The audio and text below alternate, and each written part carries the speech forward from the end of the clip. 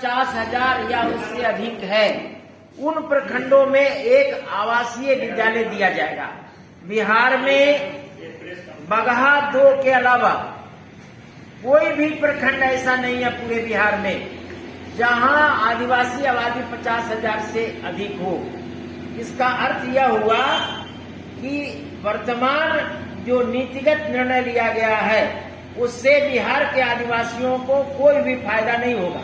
एक भी आवासीय विद्यालय उस नीतिगत निर्णय से नहीं होगा।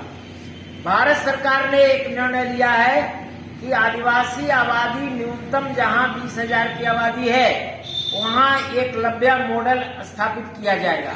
भारत सरकार ने अभी एक जनहित याचिका मैंने की थी, उसमें 16 एकलव्य मॉडल स्कूल बिहार में देने का निर्णय किया है। उसकी सूचना भी बिहार सरकार के पास आ गई है। उन सभी जिलों में चिट्ठी भी निर्गत कर दी गई है जिलाधिकारियों को, लेकिन अभी तक जमीन का निर्धारण जो है केवल 3 जिलों में हुआ है। जमुई जिले में राज्य सरकार ने जमीन आवंटित किया, वहां भवन का निर्माण भी कर दिया। उस भवन के शिलान्यास कार्यक्रम में मैं खुद मुख्य अतिथि के रूप में उपस्थित था और वो कार्यक्रम संपन्न हुआ। वहां भवन भी बन गया और आदिवासी बच्चों का नामांकन भी शुरू हो गया। उस तरह से दूसरा एकलव्य मॉडल स्कूल पश्चिम चंपारण में रामनगर प्रखंड में एक आवंटित किया गया है। राज्य सरकार ने वहां पर्याप्त धनराशि दी है और उसके लिए भवन निर्माण का काम चल रहा है। तीसरा एकलव्य मॉडल स्कूल कैमूर जिले में अधौरा प्रखंड में आवंटित किया गया है। उसकी राशि 51 करोड़ रुपए राज्य सरकार ने आवंटित कर दी है। जमीन भी चिन्हित हो गया है और उसका निर्माण कार्य भी शुरू हो गया था। नीचे प्लिंथ तक आ गया था निर्माण कार्य।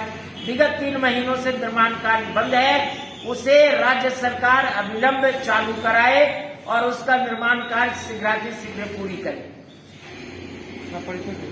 प्रमोद कुमार सिंह, जनजाति मामलों के विशेषज्ञ।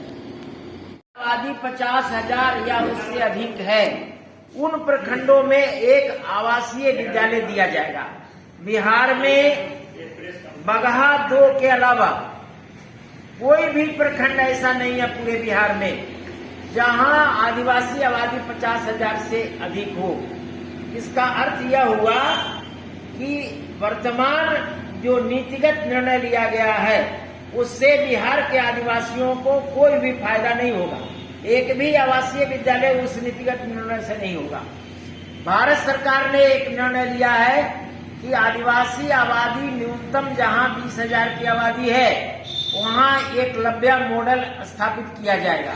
भारत सरकार ने अभी एक जनहित याचिका मैंने की थी, उसमें 16 एकलव्य मॉडल स्कूल बिहार में देने का निर्णय किया है।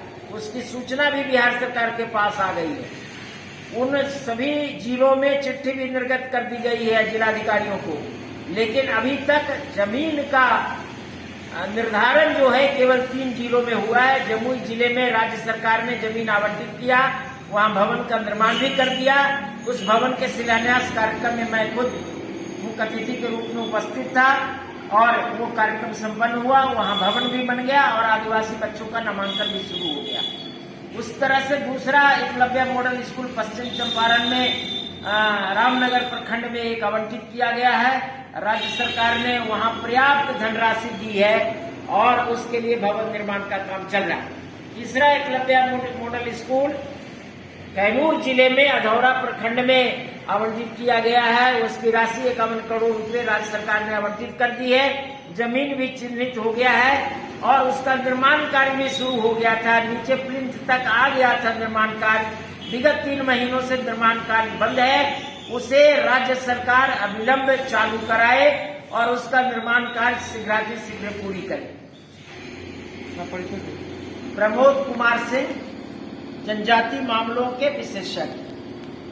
कि आज का जो प्रेस कॉन्फ्रेंस है 24 तारीख का, इस कॉन्फ्रेंस का मकसद यह है कि 26/6/2022 को तरवारा के उड़ियान टोला में एक भव्य कार्यक्रम का आयोजन किया गया है, जिसमें आदिवासियों के अधिकार के लिए बहुत सारे मुद्दों पे यह विचार विमर्श किया जाएगा।